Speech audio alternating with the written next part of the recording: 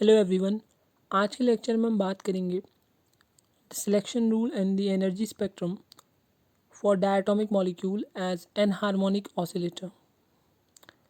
Previous lecture में हमने देखा था कि अगर हम डायटोमिक मॉलिक्यूल को एक हार्मोनिक ऑसिलेटर की तरह अज्यूम करें, then for the given selection rule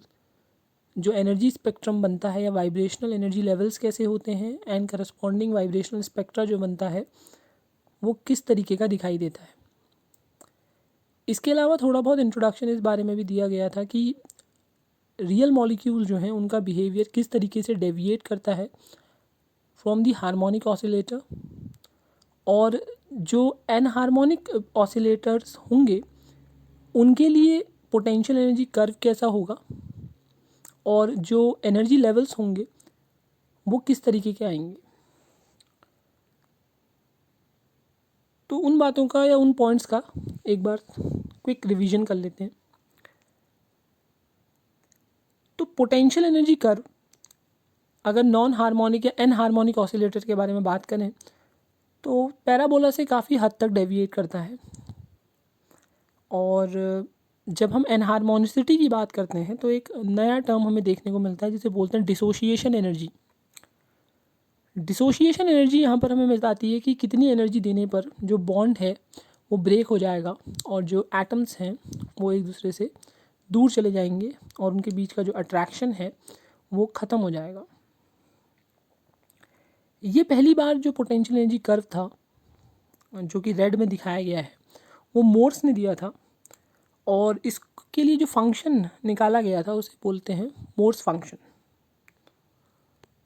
so Morse function जो है वो है v equal to D e 1 minus exponential minus a r minus r e whole square. अब यहाँ पर डी ई जो है वो डिसोशिएशन एनर्जी है, ए जो है वो किसी गिवन मॉलिक्यूल के लिए कोई कांस्टेंट है, और आर ई जो है वो इंटरन्यूक्लियर सेपरेशन है एट इक्विलिब्रियम। तो इस फॉर्मूले को जब श्रोडिंगर इक्वेशन में रखा जाता है तो उसकी वजह से हमें एनर्जी लेवल्स मिलते हैं फॉर एनहार्मोनिक ऑसिलेटर, और उन एनर्जी लेवल्स की जो वैल्यू निकल के आती है वो कुछ आती है v plus half v e bar minus v plus half square v e bar x e. ये जो फॉर्मूला एक्सप्रेस करा गया है वो फॉर्मूला एक्सप्रेस करा गया है in terms of wave number, और इसमें जो पहला टर्म है v plus half v e bar वो हार्मोनिक ऑसिलेटर में भी आता है। हालांकि सेकंड टर्म है या जो माइनस टर्म है या नेगेटिव टर्म इसमें आया है वो टर्म आ रहा है बिकॉज ऑफ एनहार्मोनिक बिहेवियर, और यहाँ पर जो एक्स ई है उसे बोलते हैं एनहार्मोनिसिटी कांस्टेंट, जो कि बताएगा डेविएशन फ्रॉम हार्मोनिक बिहेवियर। अगर जितना ज़्यादा एनहार्मोनिसिटी कांस्टेंट की वैल्यू होगी उसका मतलब है कि मॉलिक्यूल उतना ज़्यादा हार्मोनिक बिहेवियर से डेविएट कर रहा है, और अगर एनहार्मोनिसिटी कांस्टेंट की वैल्यू ज़ीरो होगी तो इसका मतलब है कि मॉलिक्यूल का बिहेवियर ऑलमोस्ट हार्मोनिक ऑसिलेटर के जैसा ही है। और ऐसा करने पर हम देखेंगे कि जो एनर्जी लेवल्स हैं उनकी वैल्यू दोबारा से हार्मोनिक ऑसिलेटर के जैसे ही आ जाएगी, यानी कि तब सिर्फ v plus half v e bar ही बचेगा एज प्रीवियस, जैसे कि हार्मोनिक ऑसिलेटर में था। यहाँ पर भी v का जो है वो वाइब्रेशनल क्वांटम नंबर है जो कि एक नॉन नेगेटिव इंटीजर है। इसके अलावा वी ई बार जो है वो है कि वो बताता है कि जब मॉलिक्यूल अपनी इक्विलिब्रियम सिचुएशन पे है तो जो उसकी नेचुरल फ्रीक्वेंसी ऑफ ऑसिलेशन है उस वो वेव नंबर पे उसकी वैल्यू कितनी होगी। तो आज हमने मेनली ये बात करनी है कि एनहार्मोनिसिटी को इंट्रोड्यूस करने के बाद एनर्जी लेवल्स कैसे बन जाए होंगे, और जो वाइब्रेशनल स्पेक्ट्रा जनरेट होगा वो किस तरीके का होगा। हार्मोनिक ऑसिलेटर के केस में हमने देखा था कि जो एनर्जी लेवल्स हैं वो एक दूसरे से इक्विडिस्टेंट होते हैं, और जो वाइब्रेशनल स्पेक्ट्रा बनता है उसमें सिर्फ और सिर्फ एक लाइन या बेसिकली एक बैंड देखने को मिलता है। So let's continue with the energy levels of enharmonic oscillator.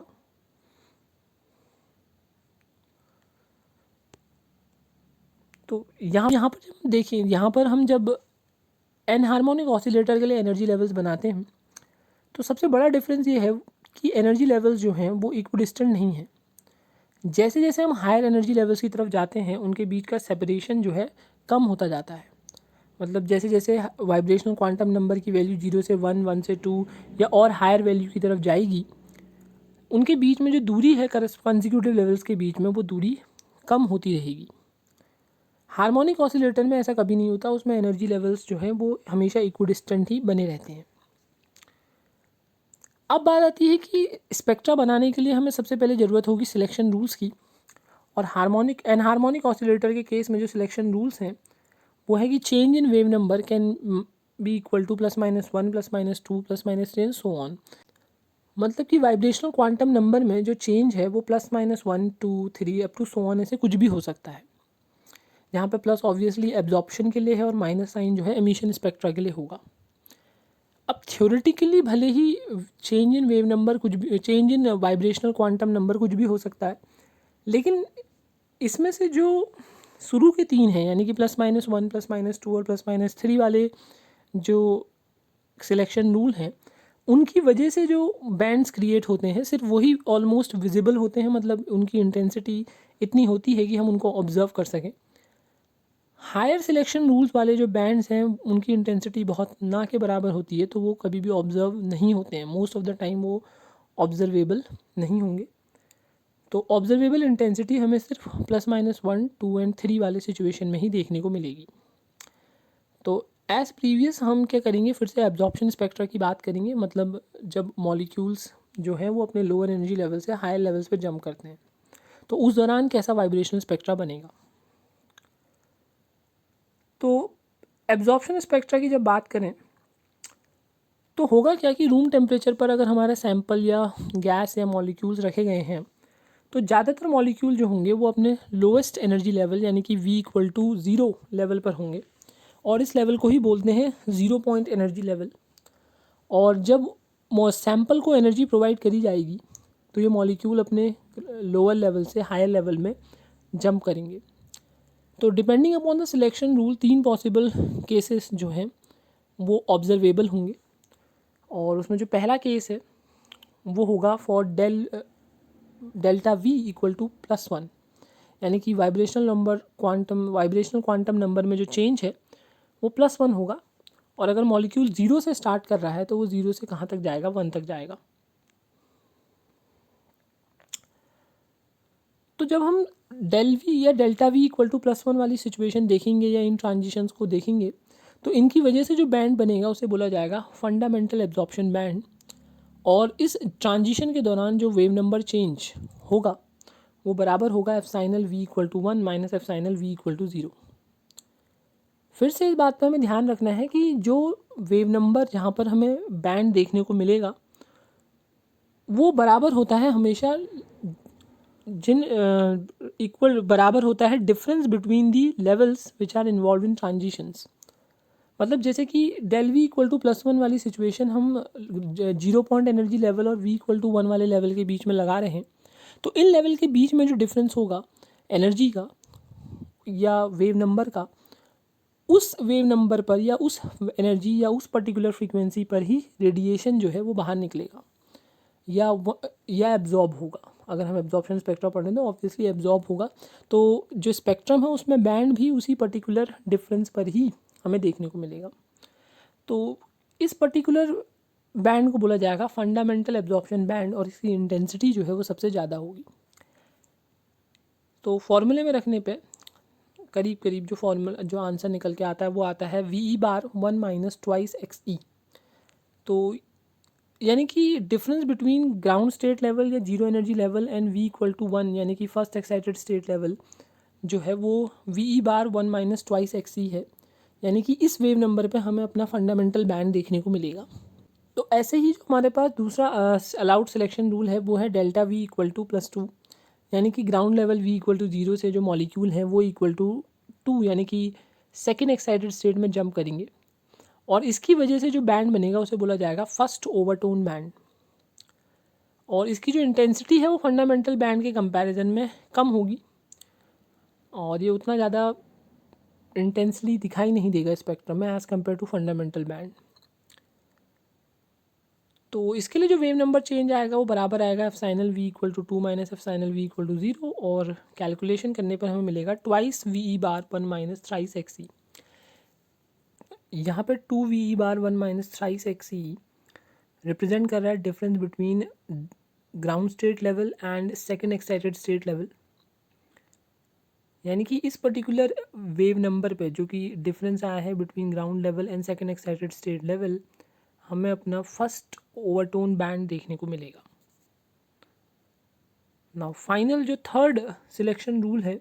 जहाँ पर हमें observable band, almost observable band देखने को मिलता है, वो है डेल्टा वी इक्वल टू +3, यानी कि ट्रांजिशन हो रहा है ग्राउंड स्टेट से थर्ड एक्साइटेड स्टेट में। और similar to the previous cases, जो वेव नंबर डिफरेंस आता है वो आता है thrice v e bar 1 - 4 times x e, यानी कि इस पर्टिकुलर वेव नंबर पर हमें अपना सेकंड ओवरटोन बैंड देखने को मिलेगा। यानी कि जब ग्राउंड लेवल और थर्ड एक्साइटेड लेवल के बीच में ट्रांजिशन होगा तो इस पर्टिकुलर वेव नंबर पे जो लाइट है वो एब्जॉर्ब होगी। अब यहाँ पे ओवरटोन जो टर्म है वो थोड़ा बहुत मिलता जुलता है वेव से, या जो हार्मोनिक्स वेव मोशन में पढ़े होते हैं हमने कि there is a fundamental frequency, और उसके अलावा जो नेक्स्ट अलाउड फ्रीक्वेंसी जहाँ हमें देखने को मिलेगा वो ऑलमोस्ट ट्वाइस ऑफ फंडामेंटल होती है, जिसे हम फर्स्ट ओवरटोन बोलते हैं। और ऐसे ही जो थर्ड बैंड जो बनता है वो अप्रॉक्सीमेटली थ्राइस ऑफ फंडामेंटल में बन रहा है, तो उसे सेकंड ओवरटोन बोलेंगे। तो ये टर्मिनोलॉजी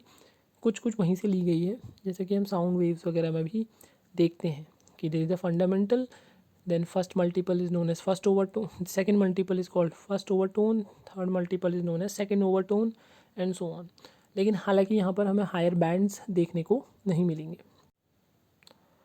तो फाइनली बात करते हैं कि जो स्पेक्ट्रम बनेगा वो किस तरीके का दिखाई देगा, या एनहार्मोनिक ऑसिलेटर के लिए जो वाइब्रेशनल स्पेक्ट्रा आएगा, प्योर वाइब्रेशनल स्पेक्ट्रा, ऑलमोस्ट कैसा होगा।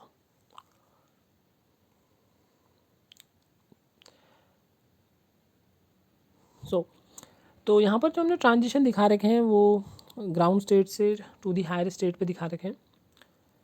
तो सबसे पहला जो केस हमारे पास था,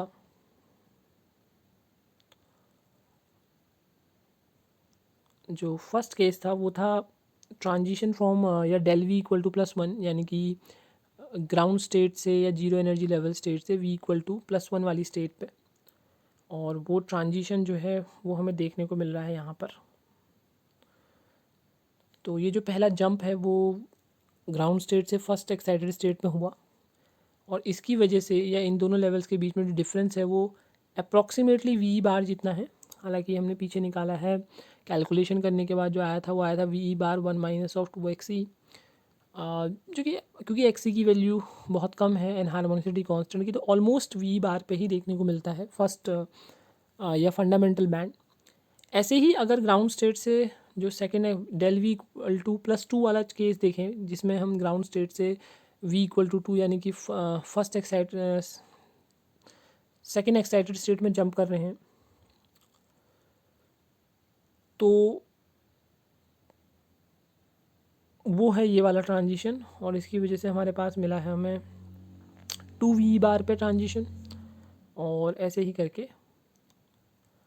जो तीसरा होगा वो होगा वी इक्वल टू 0 से वी इक्वल टू 3 पर, जिसको हम बोलेंगे थर्ड एक्साइटेड स्टेट पर ट्रांजिशन, और ये ऑलमोस्ट मिला था थ्राइस वी बार पे। उसके अलावा यहाँ पे जो हम वेव नंबर देख रहे हैं उनके बीच में जो उनकी जो हाइट है वो हल्के हल्के करके कम हो रही है, और उसके पीछे रीज़न ये है कि जैसे जैसे हम फंडामेंटल से फर्स्ट ओवरटोन या सेकंड ओवरटोन में आएंगे तो जो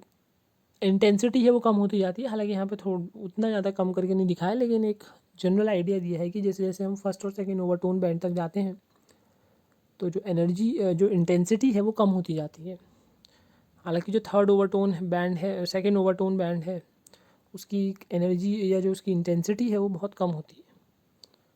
so it's a general behaviour कि इस टाइप का कुछ देखने को मिलेगा कि फंडामेंटल वी बार पे हाईएस्ट इंटेंसिटी का होगा,